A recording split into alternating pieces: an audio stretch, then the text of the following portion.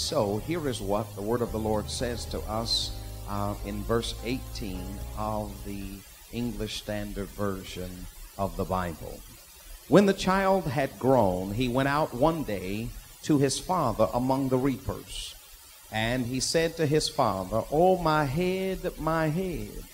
The father said to his servant, "Carry him to his mother." And when he had lifted him and brought him to his mother, the child sat on her lap till noon, and then he died. And she went up and laid him on the bed of the man of God, and shut the door behind him, and went out. Then she called to her husband and said, "Send me one of the servants and one of the donkeys, that I may quickly go to the man of God and come back again." And he said, verse 23, "Why will you go to him today? It is neither new moon nor Sabbath." In other words, it ain't time to go to church. She said, "All is well." Then she saddled the donkey, and she said to her servant, "Urge the animal on.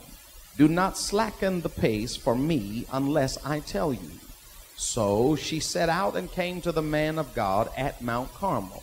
When the man of God saw her coming, he said to Gehazi, his servant, "Look, there is the Shunammite. Run at once to meet her and say to her, Is all well with you? Is all well with your husband? Is all well with your child?" And she answered, "All is well." And when she came to the mountain to the man of God, she caught hold of his feet. Did y'all see what happened? And Gehazi came to push her away, but the man of God said, "Leave her alone, for she is in bitter distress, and the Lord has hidden it from me and has not told me." Then she said, "Did I ask my Lord for a son? Did I not say, 'Do not deceive me'?"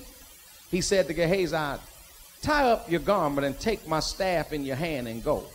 If you meet anyone, do not greet him, and if anyone greets you, do not reply. And lay my staff on the face of the child." Then the mother of the child said, "As the Lord lives, and as you yourself live, I will not leave you." So he arose and followed her.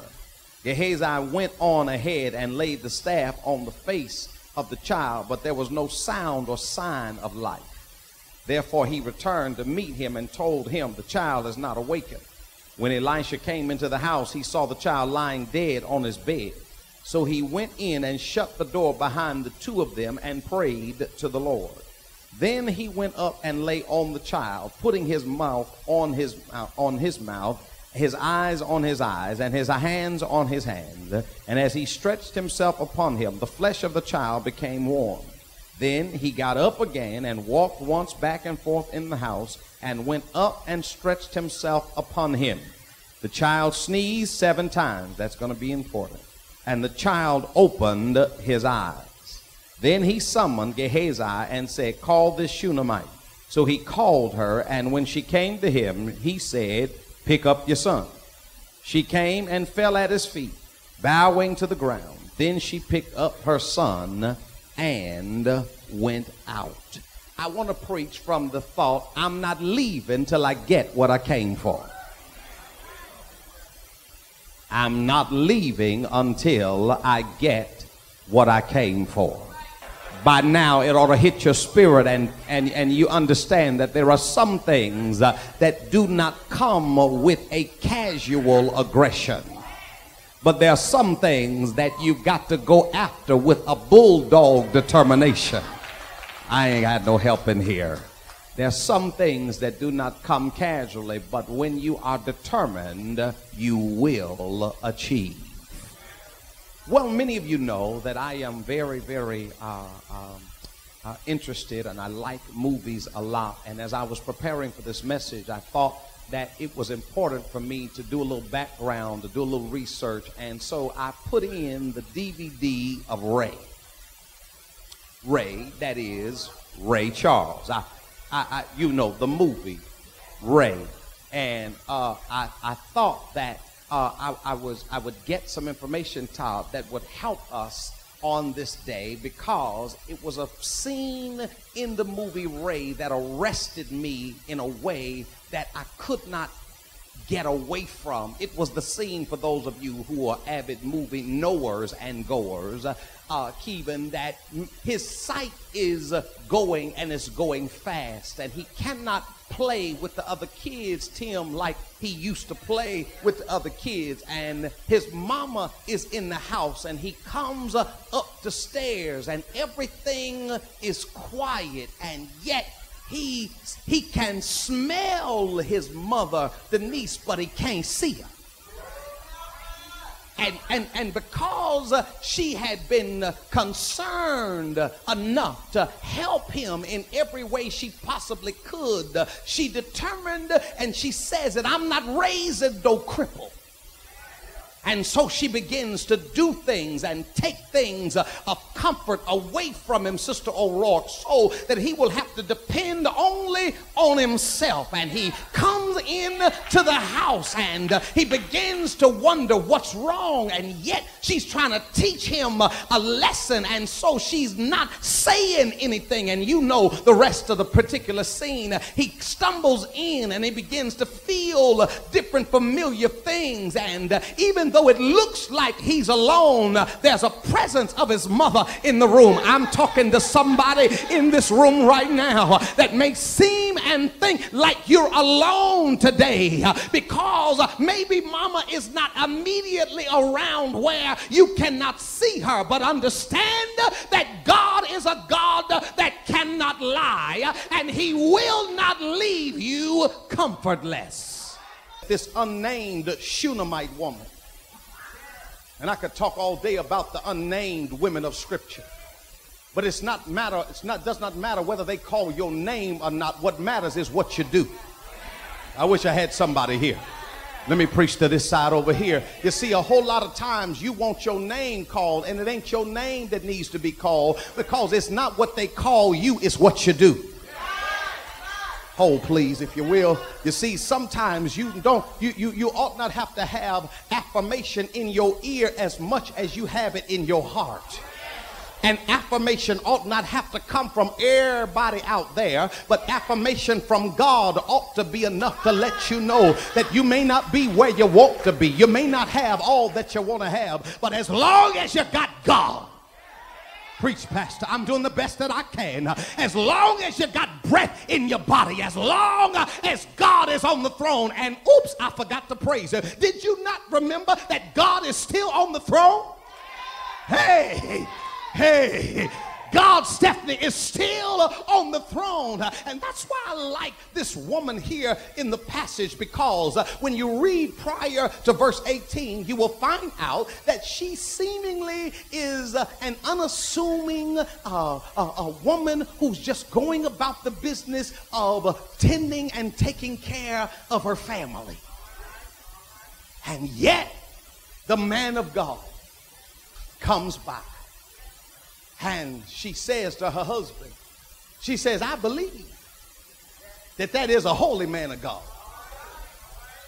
She says, I believe he's been with God. She says, baby, you know what we ought to do?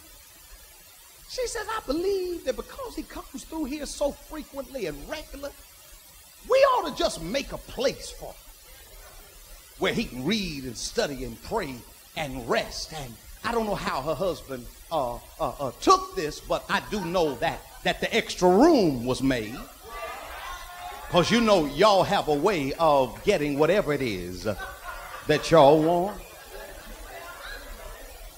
I don't know what she did, Sharice. I don't know how she did it, but the fact is they seem to have a little conversation, and all of a sudden we know that there is a suite upstairs.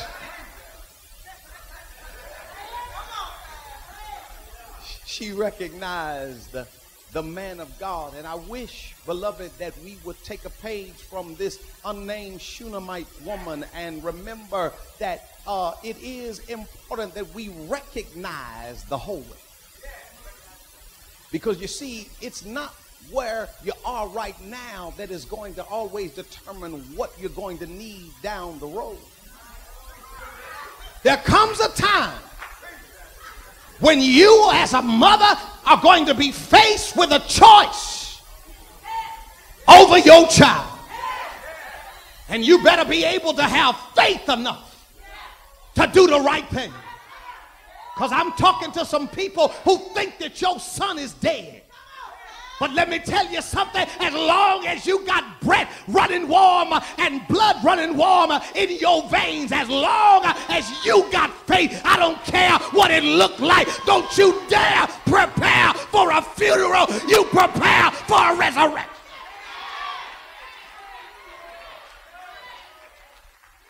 Because I'm looking at some sons and daughters that the world said you were dead.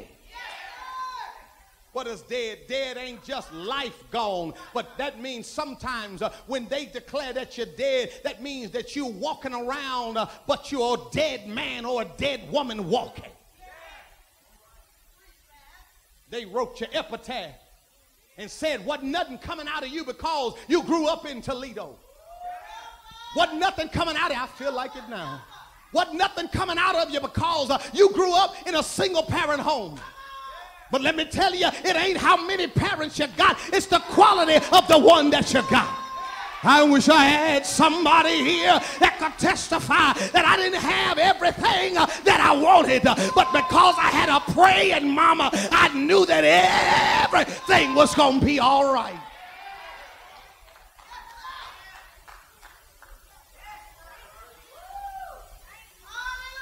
When it looks like he's dead, she can see some stuff that other folk can't see. Look at this. She gets up, takes him. Watch this now. She wouldn't be able to go to the man of God's room now if she hadn't prepared the man of God's room. I'm a slow walk here, in it.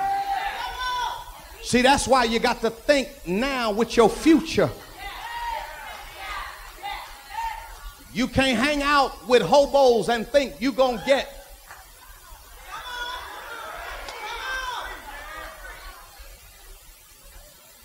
He comes, says to her, is all well with you? All well with your husband? All well with the child? She answers, all is well. Because see, she's using that diplomatic language. Because she still knows not to show a whole hand. She knows when to hold her. She knows when to fold her. She knows when to walk away. And can I tell you, sometimes you got to have the wisdom when to walk away. You got to know that you don't show your hand to everybody. And yet when she gets to the man that really has what it is, I'm gone now. What she needs, she says, look, man, you told me that you weren't going to deceive me. But you didn't tell me that my son was going to die prematurely. You didn't tell me that my son was going to have a heat stroke, and I wish you just left me alone because I was doing all right, just taking care of my old man. But now I'm not leaving here until I get what I came for. Gehazi, I don't have it, but I need a resurrection. Is there anybody here that knows what you need, and you need a resurrection because you got some seeds that don't seem like they're gonna live again? I dare you to high five somebody and tell them they will live and they will not die. Is there anybody over here that may not seem like your seed can live? But I am a witness that what looks dead, it can live again. I got to leave y'all now, but she said, I can send, you can send all you want. And so the prophet sends Gehazi with what represents him, but don't nothing happen. And that's what's the problem, ladies, when you get a substitute. They may look like what you want, but ain't nothing gonna happen. But is there anybody here